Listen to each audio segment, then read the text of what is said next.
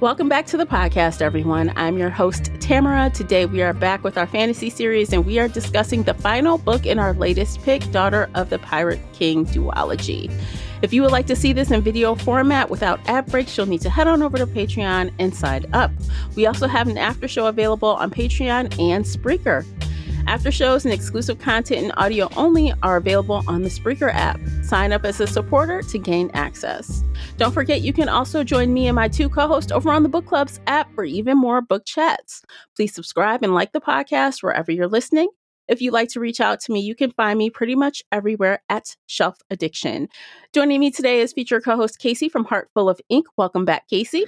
Hello, hello. I'm so excited to be here today. Yay, I'm happy you are here. Please tell everyone where they can find you online. You can find me on Facebook at Heartful of Ink, on Instagram at Casey_Heartful of Ink, or on my website, heartfulofink.com. Okay, so I figure we should just jump to it. I've been so bad about reading. I don't even have any shelf updates. I've just been watching a shit ton of TV and TikTok. So Same.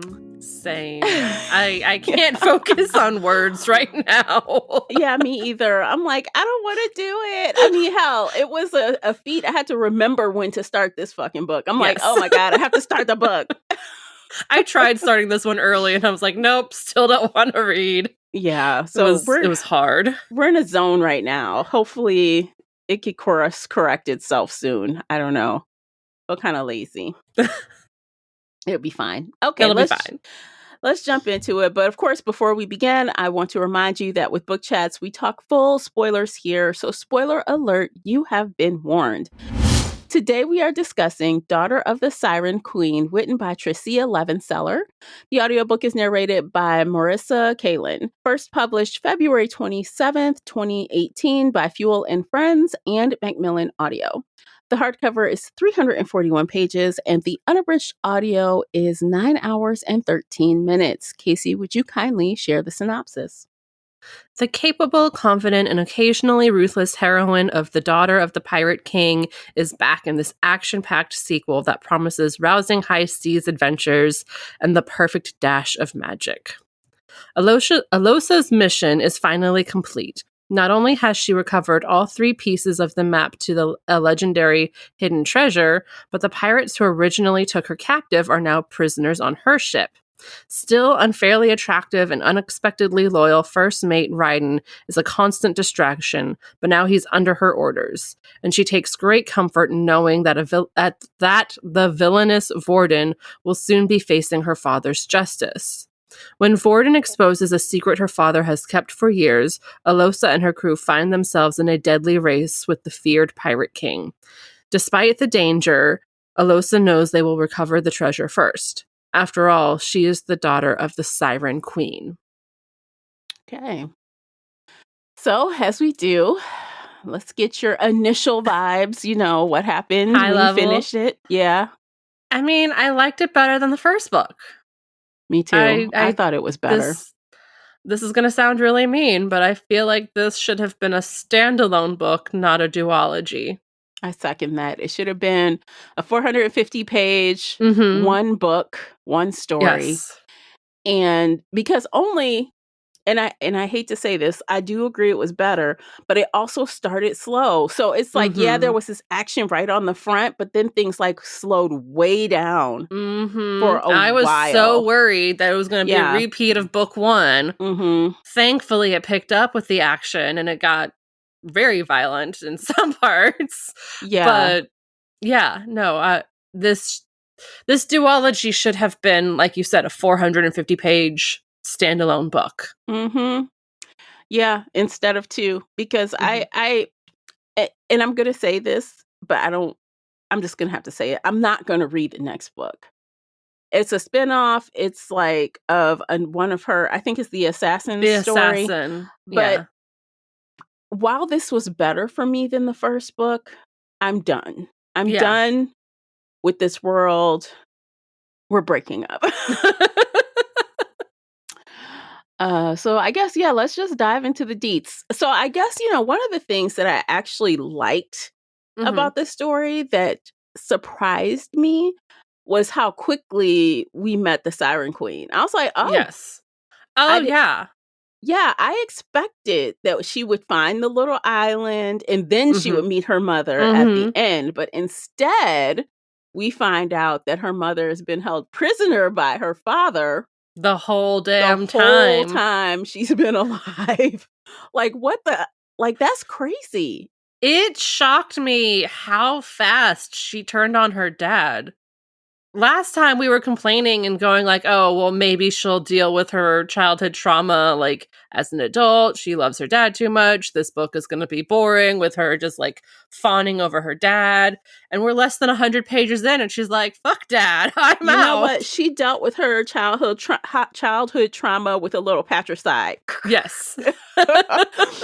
Although she didn't really have to do the last blow. Her mother killed him. So, which I thought was fair because she has 20 years of revenge. But I believed, like, the script flipped quick, and I was like, yep, that is exactly what happens with loser dads. Like, when you realize that he's trash, and then you're like, F this, it's off. The switch is flipped.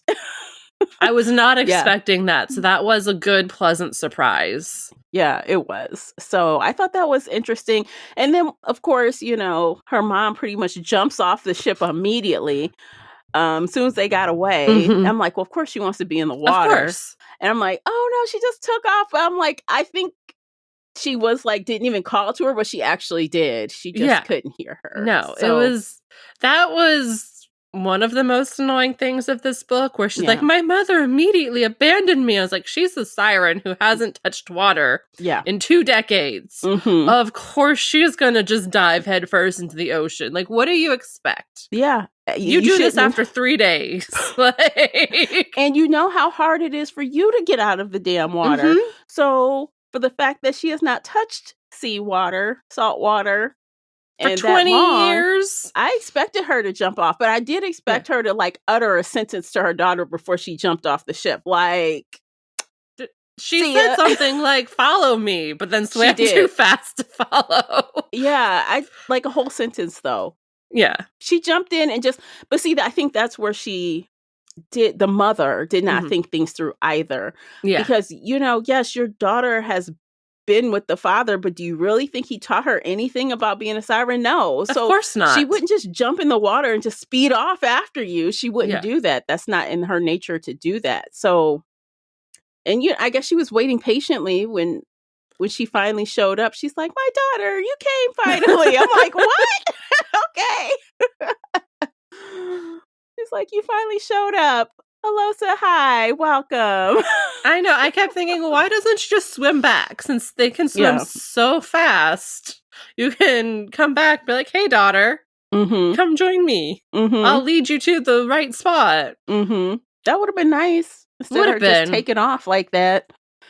But I guess she's had a hard life. I guess it is expected her mom would be kind of rough on her too. I don't know. Even though, to be fair, I try to reason that she was held prisoner, so she... I completely understand why the mom did what she did, but it was Alosa's total meltdown of, my parents don't love me, my mom abandoned me. I was like, I know you're a teenager, honey, but like, come on. Honestly, low key, I was half waiting for us to realize that isn't actually her father or something. And it never happened. I don't know why I thought that, it would come out that was not her real dad, but because that'd be a nice, fun plot twist. Yeah. But nah. Like, nah. Okay, that loser is your daddy. But it was interesting, and it kind of, again, jump into the end because those are the best parts to me. Yeah. But it was interesting how it kind of got revealed how this Pirate King became immune to the sirens. We're like, oh, it's because you slept with her? It's not. My first thought was, oh, Raiden's going to be so happy. As soon as they have sex, he's now immune. I said he'll be free of worrying about it. Yes. After that. He won't have to worry about you doing anything to him after Even though he's her calm, peace, whatever. Like, now he'll know he's totally immune. Which is, probably... ultimately why they kill the men, because if they're immune after that, what fun is that? They might as well just kill them. You don't Toy want a with bunch of them? immune men walking around No. Toy acting with like the them. Pirate King, Have a trying to good take time over. and slaughter them. And they are so blasé about it. Like, this is life. Let's have a Mhm. good time. And then off with your head. What a good life to live. I Kind of mean, jealous. Can we bring and this back? I can't even be mad at it, you know? And Right? even Alosa was like, the her mother was like, "What? You just don't do any of that?" And she's like, "No, I don't." And then she's like, well, maybe I am a little violent. I Yeah, do slit throats a lot. So yeah. She's like, "I do that, but you know, it's a different kind of killing." And you know, she kind of reasoned how it would be normal for her mom and her people to be like that, and she was Mhm. cool with it, which is good. She didn't go like, "Oh my god, oh," you know. It's like it's fine. We're all It's killers fine. here. We're all murderers. That's Yeah. fine. Which they are, which is fine, you know. So yeah, I like those parts. It was good. I think those were the most fun to me, like the Mhm. interactions there. I Oh, liked yeah. even seeing her with the other sirens. So, Oh, yeah. you know, it was fun. No, it was Different. fun. It was interesting. I really feel like somebody sat her down at the end of book 1 and said, look, you need to write the opposite of this. You need lots of action. You need lots of adventure. You need Mhm. to answer all of these questions. And she did it. So I want to give her Mhm. props for that. Yeah.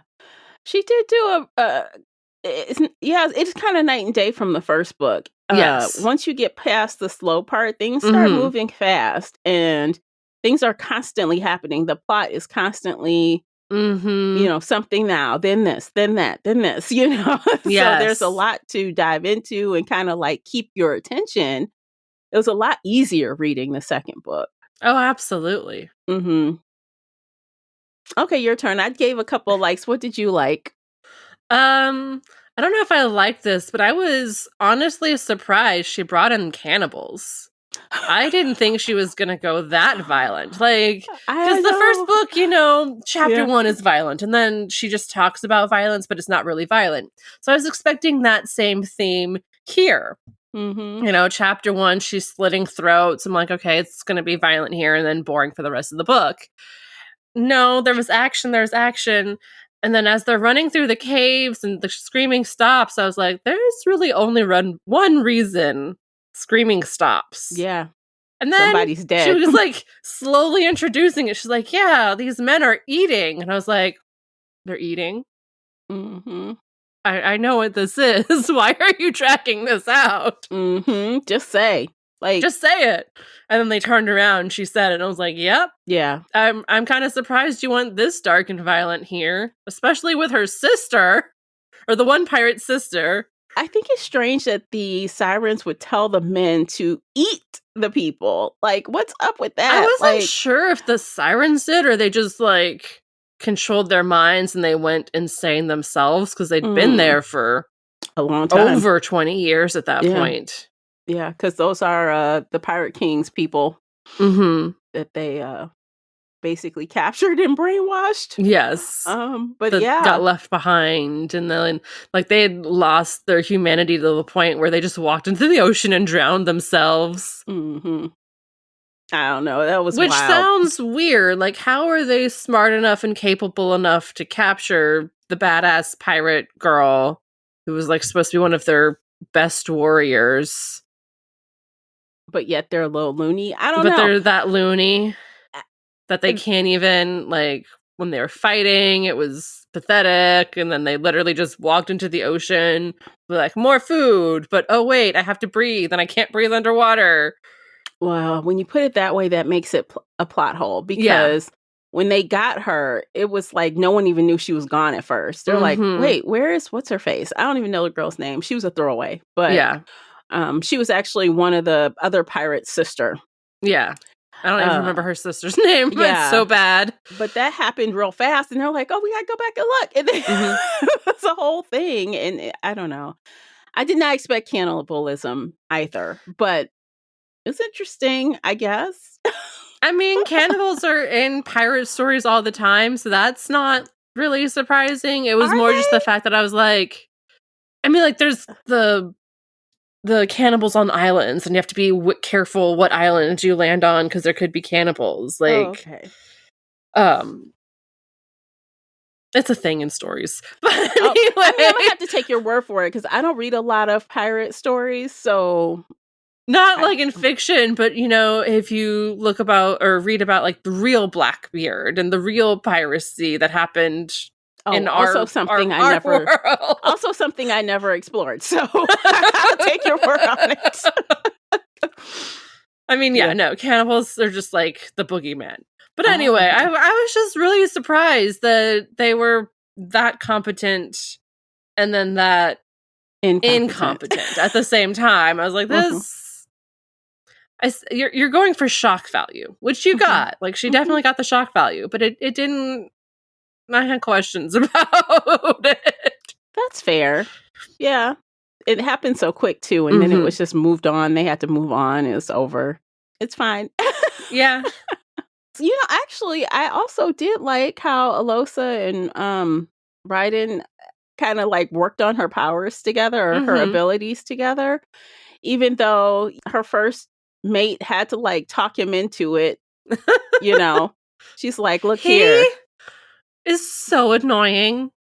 Like, he is just... Can we call back to the first book where his brother was his everything? He cared about his brother so much. And then in this book, it's almost like his brother doesn't exist at all. Deuces. Well, you know what? Love is more important than siblings. It's not bros before hoes, okay? It's not bros before hoes. I mean, thankfully, like, she did save his brother. He got out of the dungeon.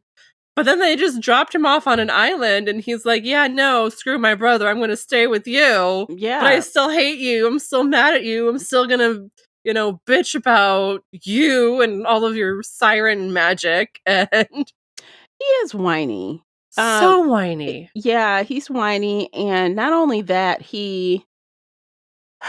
okay, so I think the author tried to make us give him a pass when we find out about his childhood and how he was abused as well as a child. Which, yes, we learned about last time, but also we have our heroine covered in scars from the time her dad abused her on a random Tuesday.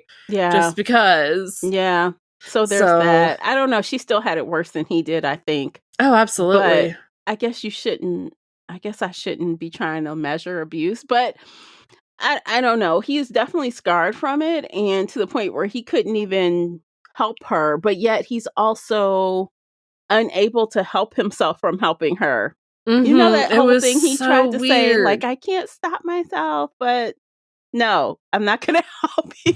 Yeah, he was like, I need to be close to you, but also I don't want to be around you, but also, and he was annoying. Yeah, he was annoying. And I stand by this from the first book. He wasn't like your typical book boyfriend. He's not an alpha guy. He is not.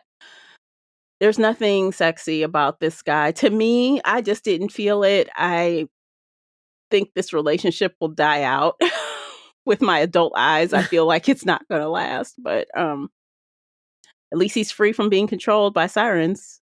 Yeah, because they'll hook up eventually. They haven't yet, which I feel like they were walking into the bedroom in that last page. Yeah, like it was time. Okay, that's also something that kind of annoyed me a little bit. Like, yes, this is technically YA, but you're gonna have murder and cannibalism and like pretty graphically, but you're not gonna have like a little bit of even like get us through the door and then close it. We didn't even really get anything. They started stripping each other, but then he got controlled by the other sirens, and it was just the whole thing. And I was like, they go to kiss, and then her first mate busts in the door or something. And so I don't know. I just feel like, don't play me like that. Just don't have it at all. No, you could definitely have some sex. Like, it doesn't even need to be.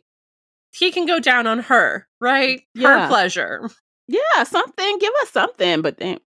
I don't know. I feel like that was so PG compared to the very graphic cannibal. Yeah, we've got cannibalism. We've got people like, shooting children. Mm-hmm. We've got, slicing throats. We've got, all kind of crazy things going on. But Mm-hmm. then it's weird. Yeah, that was a weird line to draw. Yeah, I don't know. Maybe it could have been better if it was adult. Yeah, I mean, I don't know. I guess I want all the things. It's so strange to me to just have that dynamic. So it's okay for young people to read mm-hmm. about extreme violence. Oh yeah, But totally. just no sex, though. But no sex. Yeah, Hmm. no.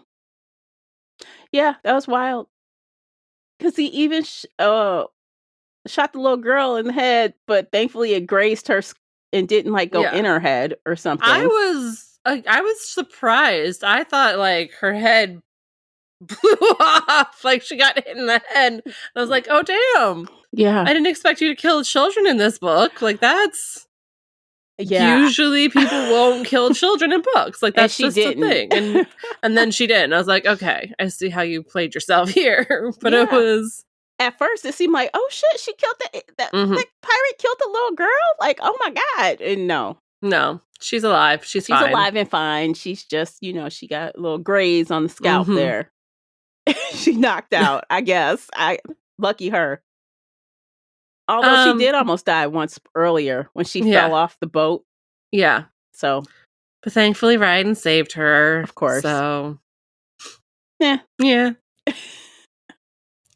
It really annoyed me how Alosa was like, everybody loves him. He's so nice. He just talks to people and they love him. I was like, yeah, he's good at talking to people and getting them to feel seen like he did with you. And that's how you started spilling your secrets to him. Like, he's very good at manipulating people. That doesn't mean he's a good person. Yeah, I would agree. Yeah. And honestly, I don't think he really is. Like, I think he's fine. I don't think he's bad or anything, but he's so neutral. It's like he's not. Like, it's a bad neutral. Yeah. There's times and places to be neutral, but then there's times and places to stand up for the things you believe in. And he picks the weird times to be like, no, I don't believe in your magic, so I'm not going to help you. Yeah. But then other times he's like, I'm just going to stand here and be neutral. I'm like, yeah, no.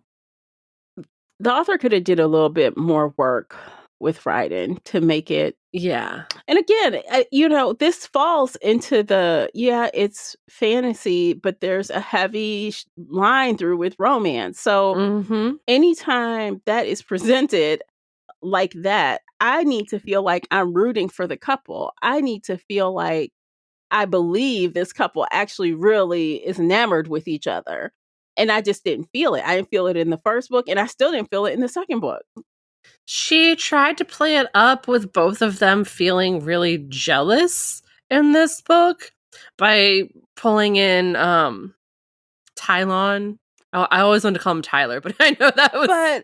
Look, if Ryden paid even a little bit of attention, he would have known that she was lying about the whole him. time. Yes. Because she acted shitty toward him the entire time. Like, I mean, she acts shitty towards everybody. Yeah. But yeah, no, like, it was just one of those things where I was like, jealousy does not make a good relationship. Just because you're jealous doesn't mean you belong together or that you have a strong relationship or a foundation to be jealous about. Like, it's not how to play this. It was a kind of weak tool to use because it didn't pull on the right strings, I think. Absolutely. Or, I don't know. Maybe a 16-year-old would understand that kind of jealousy. Or I mean, an 18-year-old, but a full-grown adult would be like, she clearly doesn't even like him. I mean, he leans in to kiss her and she bashes his head in. Yeah. Yeah. Like, oh, they're totally together. Can you tell? Yeah. Yeah. There's definitely lovers. She just beats all of her lovers. That's sounds like a mess. Is that the kind of relationship you want, Ryden? You want to be beat down by your lover? Maybe he does. I don't know. It could be a kink. Oh my gosh, because he's like, oh, your boyfriend. She like, what? I lied. I can't stand that guy. Like, duh. That was No, pretty, yeah, no shit. yeah, that was pretty funny. I don't know. Okay, actually, I think now's a good time to take a break. You guys, by checking out these commercials, you are supporting the podcast. While you're at it, please hop on over to Amazon and pick up a copy of the book review journal, also available right now. When we come back, we will conclude our conversation. We will rate the book, and we will share what we're going to read next. So stay with us. Okay, welcome back, everybody. What else, Casey? You got a list somewhere? What you got cooking over there? I mean, a lot of it was just me comparing it to the first book going, I like this one so much better, right? Because the first book, she was trapped on that ship, and it was just night after night after night of her doing the same goddamn boring thing over and over and over again. And this time it's no, we're... first she's at her father's keep, and then all of a sudden she's finding her mother, and then it's a race, and then there's all of this shit happening. And like, it was really exciting in the fact, like, there was so much going on with the plot, and there was constant action, and the pacing was good. And yeah, I just keep coming back to the fact that this should have been a standalone book. Yeah. It would have been so much better as just a standalone. And I'm happier. Like, we had questions, we had issues, and all of that was resolved and done better in this book. It's by no means perfect, but I'm just very happy that, like, everything we complained about last time was touched on and fixed here. Yeah. And I mean, honestly, it was a quintessential happily ever after, really. Oh, yeah. She doesn't stay with the sirens. The sirens actually come and decide to help her and her mother. And then she spends time with her mom, and they're in bliss. And then she's like, okay, bye. Visit you later. Bye. I gotta go be a pirate queen. Yeah. And I mean, everyone's good with it. And, her little boyfriend's like, well, if you want to stay, I understand. But yay. So, it was the quintessential happy ending. Everything kind of got wrapped up. Oh, and even that one, the navigator pilot. Oh, yeah, him. He totally is only 19 years old. I know. I was picturing him as like 45, an ancient man. Yeah, the author was trying to make it seem like because he was a drunkard, that he looked all raggedy and old. But once he cleaned himself up and became sober and did some push-ups, ooh, he looks 19 again. I laughed so hard when he was doing push-ups. I mean, I guess. I mean, I just thought you just looked like a, high drunk AF 19-year-old. I didn't think you looked like a 40-year-old, I guess. I don't know. I remember I remember Alosa calling him old. Yeah. At the beginning of the first book. And now she's like, well, no, he's just 19. And now that he's not drinking 24/7, like, he looks somewhat normal. Yeah. And it's funny because she still said, the author kind of had Alosa saying, well, he's still not cute, but at least he looks his age. Like, at least he has some muscle now. Like, dang, he's not okay. I understood, but I don't know. I thought that was kind of funny. I'm like, you gotta be kidding me. Like, is that a message on not drinking? I think or you'll so. look old. But also, I think it's going to be he's in that spinoff book with what's her name. So yeah. he needed this book to clean up, and then she tossed his thing over into the water. She tossed his rum, all of his rum, and he's like, I didn't know she cared. She loves me. Okay, I'll stop drinking. That is also not how that works. But no, okay. not at all. We'll let it go, I guess. Okay, so before she brought these men on her boat, do you remember her saying she had men on her ship? Or because I thought it was just women. And then when all of a sudden Rosalind's dad appeared, I was like, where did he come from? I think he was always there, but I didn't realize that was her father. I didn't know she had a parent on the boat. Yeah, that was not stated at all in the first book when we had talked about that at book club. We're like, where did this child come from? Yeah, but I feel like in the first book, she talked about having one man in her crew. I thought. Okay. Now, I couldn't don't quote me. remember. I'm not going back to look, but I feel like I thought he was always there. I just did not associate him with being her father. I just thought they had some orphan kid or something. Same. I always thought it was an orphan. Mm-hmm.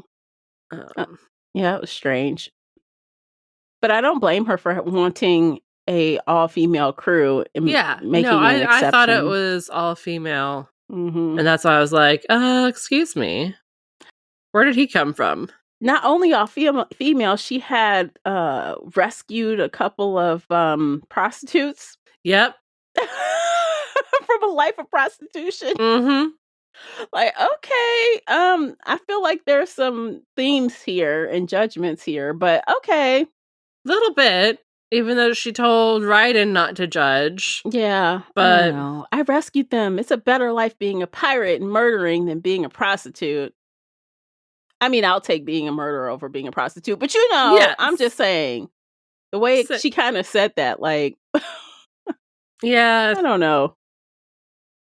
It was very judgy. It kind of was rude. Mm-hmm. It was. So, and that's the thing with books is that it's always laced, even when people say it's not, it's always laced with the author's opinion on things. Mm-hmm. Mm-hmm. It is. Sometimes they're better at being more low key, and sometimes it's kind of overt. But either way, you're going to get an opinion if you pay attention. Yep. Oh, yes. So that's that.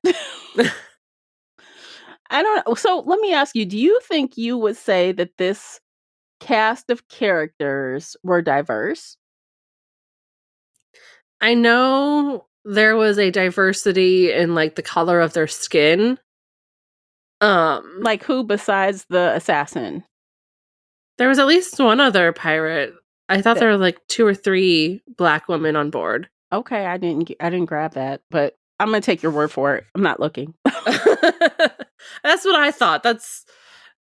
She was saying like they're darker skinned, the darker tones, the dark skin matching their black hair. Mm-hmm. I know the assassin is like very dark and blending into shadows. Mm-hmm.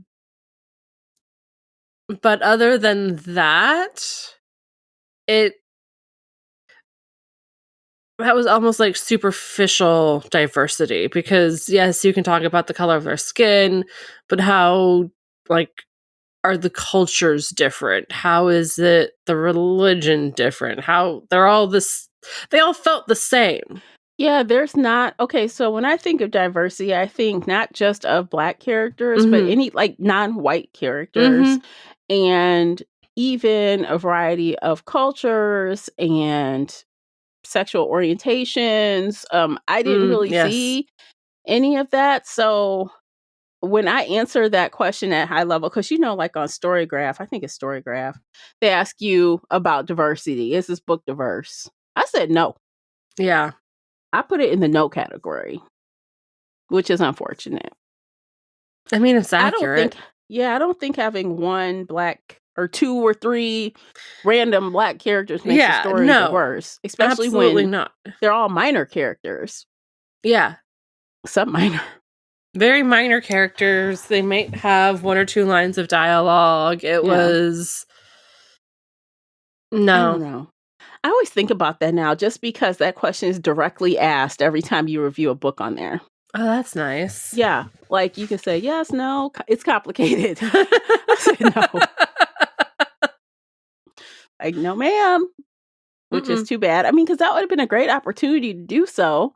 Oh, absolutely. The whole Pirates was a huge blending of everything. Yeah, and especially if she wanted to play with Alosa being like, how sometimes they go with the theme of the leader being kind of like a collector of broken people, to make a family. then that would have been a great time to like collect people from all over the place Oh, as yes. you travel the seas. So one of my favorite TV shows of all time is called Our Flag Means Death. Mhm. It is about pirates, and it is one of the gayest, most diverse shows of all time. And it Mhm. is absolutely incredible and hilarious. I don't know if you would like it because it is very over the top ridiculous, Mm. Mhm. but when I say diverse, I mean like diverse. Everything you just said, that show does. Mhm. Hmm. Yes. It's amazing. Okay. So Well, maybe one of these days, if I'm ultra bored, I'll check it out and try. I'll test one episode and see. it's hilarious and absurd and over the top and just Like so in the gay. British comedy way or a different way? Like in the Taika Waititi way. The what? Taika Waititi? I don't know what the hell that is. The director and the actor. I have no clue. He's directed the last 2 Thor movies. Oh. Okay. He did What We Do in the Shadows, the movie, and then he kind of helped with the TV show. He has directed and helped write some of the episodes, and then he's plays Blackbeard in this show. Okay, I don't know. So the Thor movies were okay. I didn't love them. They're fine. He's the giant rock character. That's Taika Waititi's voice. Oh. Kronk. I think, is it Kronk or is that Girl, don't give me okay, I don't know. So I don't know all those characters in any of the Marvel stuff. Like I know the main people, but I don't know like all the other stuff. I don't read those comics. I just watch the movies because my husband watched them. So, but I know who you're talking about though. But okay, I got it. So yeah, I don't know then if I would like it or not. Maybe not. I'm not sure, but it is very fun, very, very diverse. Mm-hmm. I love that. Huge cast, huge sexuality spectrum. Like it's beautiful. So yeah. Okay. Jumping back into here, it is that this book definitely seems very, very whitewashed compared. Yeah, there's a miss there. But I guess it's kind of a win with the plot. We agree that the plot is like better than the first book, and she kind of wrapped it up nicely as expected. So, well, my next question is, do you think these male pirates are actually going to accept her as the queen? Because based on every other scene, absolutely the fuck not. All the men are going to revolt and try and take the kingdom from her, right? I don't know. They may or may not. I guess it depends on how scared they are of a siren.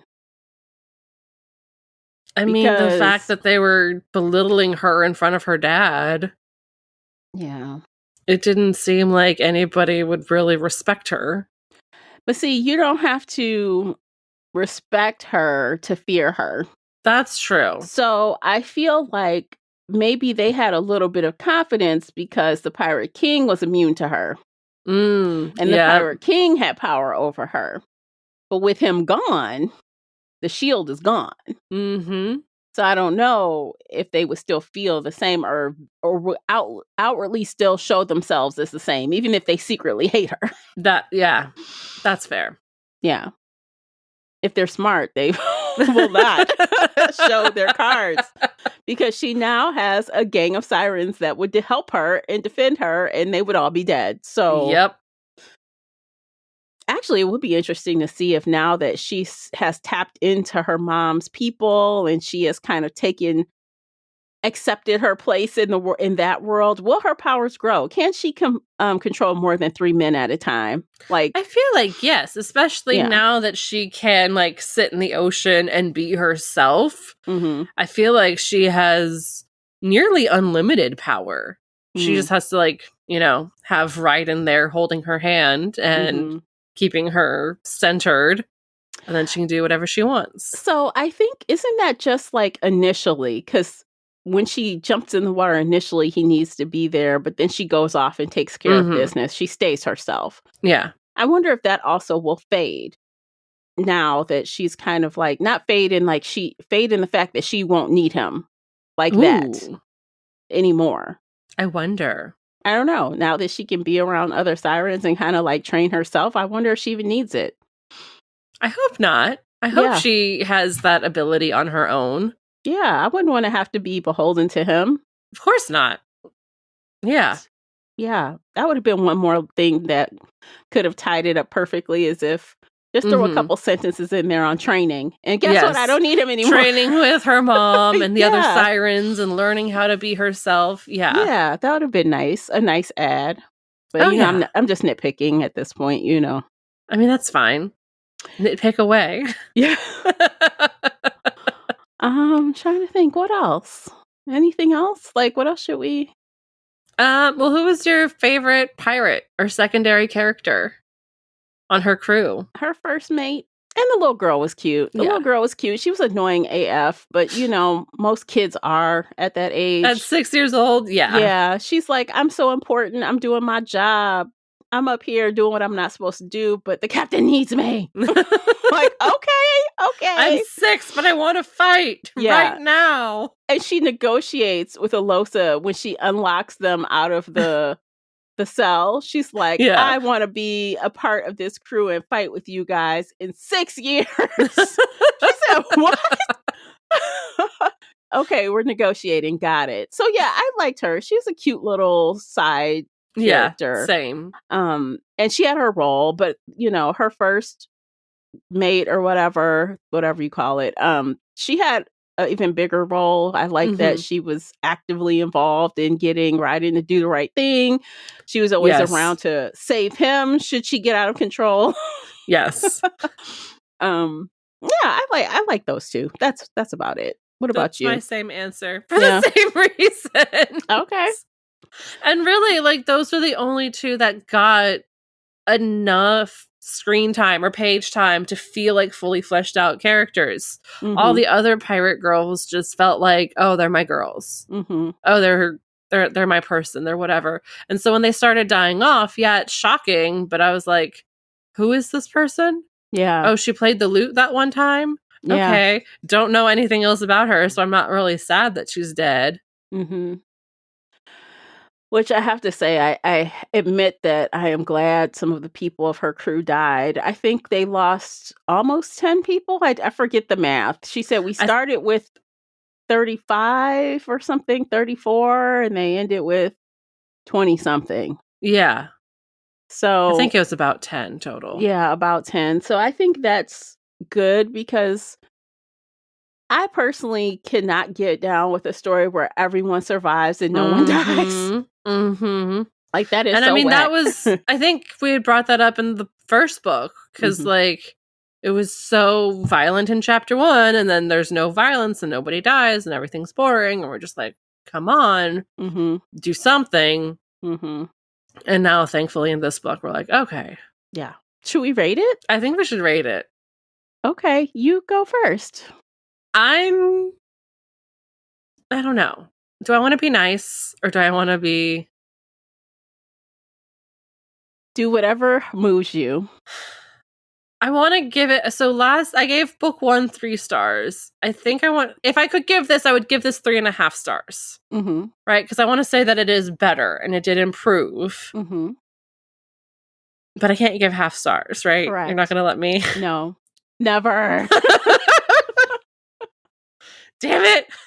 Okay, I'll round up. I'll give it 4 stars just because I want to say that it was that much better than the first book. Okay. I mean, honestly, we are on the same page per usual. I gave it a 4-star on when I rated it. I put 4 stars just because the end was good and it wrapped up nicely, and I thought it was much improved over the first book, so it earned the 4 stars. Even though I still stand by the beginning, that first 30% was a little slow. Like, it could have been a little faster, but once you got past that, it was like we're rocking and rolling, and it ended on a note that I enjoyed. So there we are. Yes. Now, if I were to rate the duology overall, the first was a 3 and the other was a 4. I would still put this like in that 3.5 category, 3/3.5 category. Same. So this would be one of the things that, unless I knew that you particularly as a reader really love piratey things, this would not trigger for me as a recommendation. When people say, Tamara, what fantasy should I read? This wouldn't pop up on the top. Yeah. You know what I mean? So yes. It's very mid-level. Yeah. It's not the worst we've ever read, but it's not anywhere near the best. No. And yeah, book 2 definitely improved over book 1, but this is still not. Still kind of mid. And because it got so violent in this one, I don't even know if I would recommend it to teenagers anymore. Be like, how strong is your stomach? How if we're hand holding, then no. But if you have like a teenager that's already reading stuff they're not supposed to be reading, sure, why not? I mean, honestly, like if they're watching any cartoon, like lately I've been watching these cartoons with my husband. You know, I'm not a cartoon person, but I watch like Invincible and like the new Spider-Man cartoon. That shit is violent and gory. So again, it's like, kids, watch the violence all day, every day. It's fine. It's fine. It's Get fine. Violent, but no sex. Yeah. So if that's okay with you and your children, then I guess recommend it. Yeah. Yeah. Okay. What's next on the agenda? We finally decided. It took a while. It did. We actually, ironically, went with something that wasn't even on our radar at all. I was Googling, as I do. And I came Best way to find books. Yeah, I came across this interesting duology. And it caught my attention because the ratings are so good for both books. Okay. And I've said this before, but I think I finally hit the jackpot with different. I've said it before, you know, I want something different feeling. I was like itching for something that didn't feel like every single romantasy that we've been reading in the last 18 months. So without further ado, we are reading The Darkness Outside Us, the duology, 2 books by Elliot Schreifer. The tagged genres are science fiction, and the last time we did science fiction, we had a ball. Yes. So that also kind of motivated me. 2 times ago. 2 times ago. Yeah. Not the last time, but 2 times ago we did a tradition, like science fiction. And it was great. This is also young adult, but we both started it. It doesn't feel very young adult right now. No, it was different. Yeah. A good different. Yeah, a good different. LGBT, fantasy, you know, all those things are genres that have been tagged on Goodreads. And it's, you know, it's not a new duology. Came out in 21. The first book was 21, so it's a couple years old. The ratings are great. 4.32 out of 5. Woo! That's excellent. Excellent. I'm really excited to see what this is like. And I think it's been a very long time since we read a book written by a man on fantasy as well. I think it was Darrow. Yeah, it was Red Rising. Red Rising was the last man and we the read. Group enjoyed that. And it was a good book, or good trilogy. Good series. Yeah, it's a good series. We stopped at 3 on you know, because that's a clear end to that story arc. But, you know, a lot of people in the podcast, in the book club continued, and they read a lot of those books. And I did too. I went past the 3rd book. But so, yeah, I'm kind of excited to see what's next. I'm diving into something different. I'm really excited about it. I really hope it pans out. Please, God. Yes. Please, we beg you. We get a win. We need like a hard win. I want a 5-star so bad. I know. I'm keeping my fingers crossed for all of us. I know. I'm like, I hope I just didn't like put that high expectation and then it fails. So I'm trying. I don't know. But if any of you have read this already, or if you've heard of the author Elliot Schreifer and you are familiar with his work and you think it's good, give us a holler and be like, yeah, I'm down to read it. Or, hey, I've read it and it's fun or whatever. Just keep it spoiler free for us. That would be great. Because we don't want to know what happens. But yeah, that should be fun, I think. So, yay. Yay! I'm trying to think, is there anything else? Anything else to cover? I don't think so. All right, you guys. So, if you are on the Spreaker app or Patreon, we have an after show available right now. We're talking about the Kindle recent announcement. We're talking about a book to movie adaptation announcement. And we've also got a booktuber drama to talk about. So if you're curious at all, hop on over to both of those places, either or. If you want video or audio, they're both available for you. And we'll catch you in the next one. Until then, take care of yourselves. Bye, guys. Bye, everybody.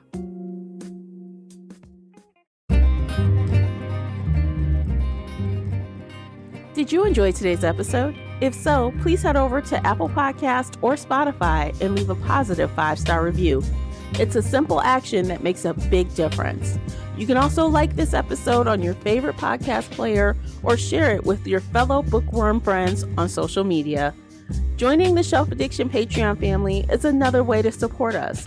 For as little as $2 a month, you can help our team create even more amazing bookish content. If Patreon isn't your thing, consider becoming a supporter on the Spreaker app for just $5 a month and gain access to exclusive audio-only content. You can find me everywhere, including Instagram, X, and TikTok under the handle Shelf Addiction. Join our book club of the same name on the book club's website and app, where we discuss all things bookish and more in a safe space. The Shelf Addiction podcast is a part of the Nerdy Maven Network. Thanks for tuning in.